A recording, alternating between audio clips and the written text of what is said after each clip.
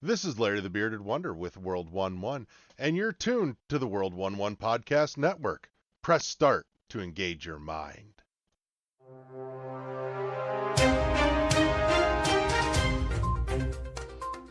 Welcome to Noob Reviews, a podcast where we play new games with zero skills, zero experience, but all the fun.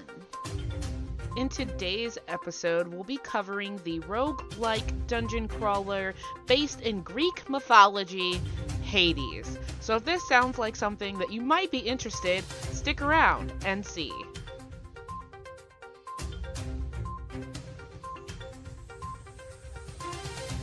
Hello and welcome everyone to Noob Reviews. I'm Zoe and today we are talking about the game Hades.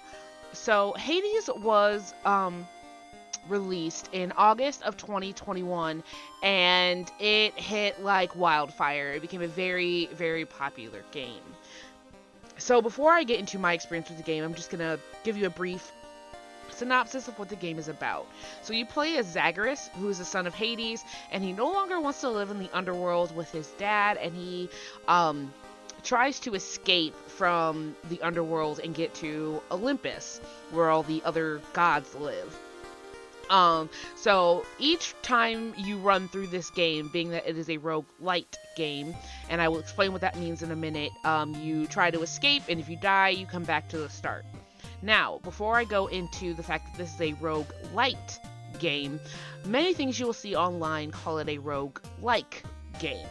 So, a roguelike game is much like the game Rogue, where you play through, you die, you come back to the start, and you start completely from scratch. Any abilities you might have picked up or anything completely gets wiped away. A roguelite game allows you to continually grow and kind of level yourself up so that each run that you go through, you do better and better. So in this game, each of the runs are you continually trying to escape from the underworld.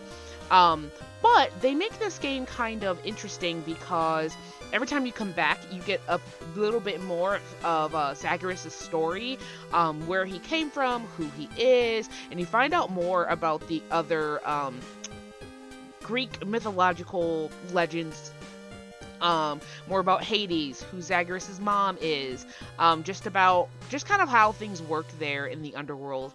And I like that they did that because it stops the game from being completely monotonous of just you going back to the beginning. So I also like that they have this character, I believe Hypnos, correct me if I'm wrong, and he sits, at the river there as you come back out, and always has some sort of comment about how you died, and I just think that is super funny. So I did enjoy playing this game. I wouldn't say it was super difficult, given that you get to keep trying and trying and trying and trying and trying. Also, it being kind of a dungeon crawler, it had like hack and slash kind of combat system to it. And, you combined heavy hits with light hits. You could choose different weapons so you could be more ranged or have a bigger melee. The other cool thing is the gods in Olympus start to all become aware that you exist, and they start sending you gifts. I believe they call them boons in the game, to try and help you escape. So as you're going, you're not only getting, health or other abilities, you're getting stuff from the gods, and it'll give you, special attacks, magical abilities, things like that to help you progress through the game. Also throughout the game, you do have to collect certain things to upgrade your weapons, upgrade yourself.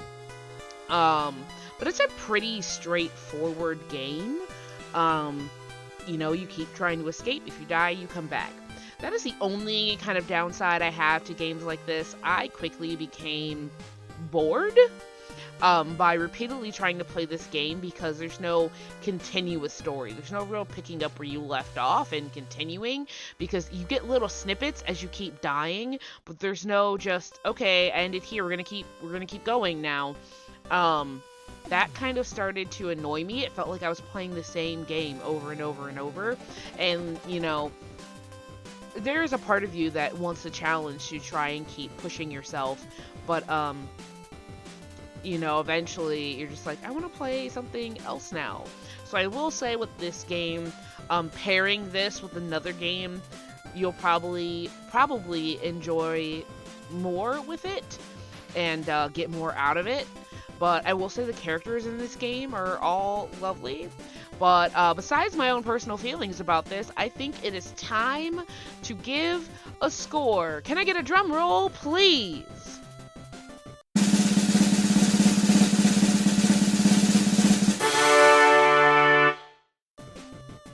Alright, so the score that I gave this game was a 5. And I know that might seem really high for a game that I got bored with. But, and I don't say bored because it was a bad game, just the repetition.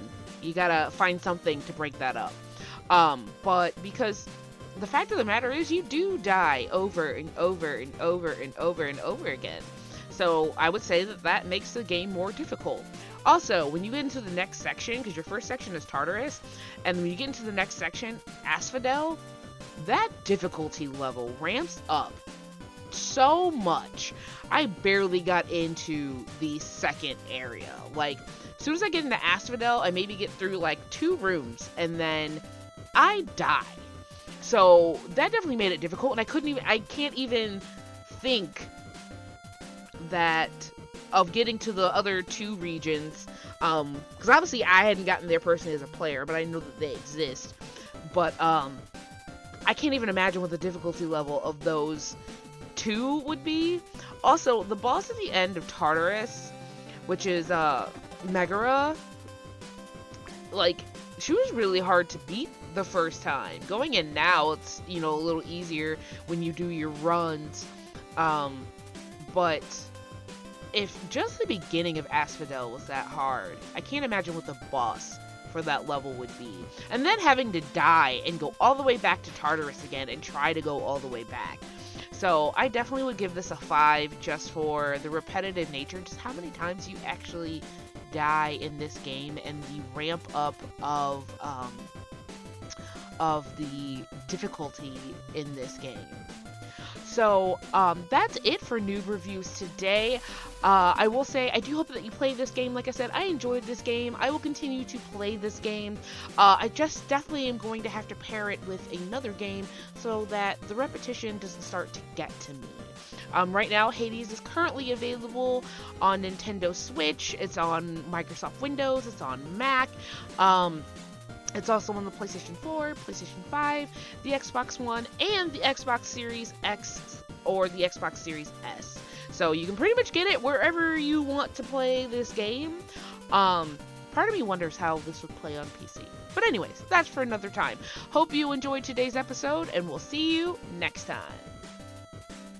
Make sure you're following us on Twitch to catch the live streams at World11 Podcast. All spelled out, all one word. You can catch our past streams on our YouTube channel at World1-1 Podcast. Follow us on Twitter at Noob Reviews, use 2 zeros instead of O's, and to catch all of the amazing content put out by the World11 Network, follow them on Twitter at World1_1 Podcast. All other links, including to our Good Pods and our Discord, can be found in the show notes below.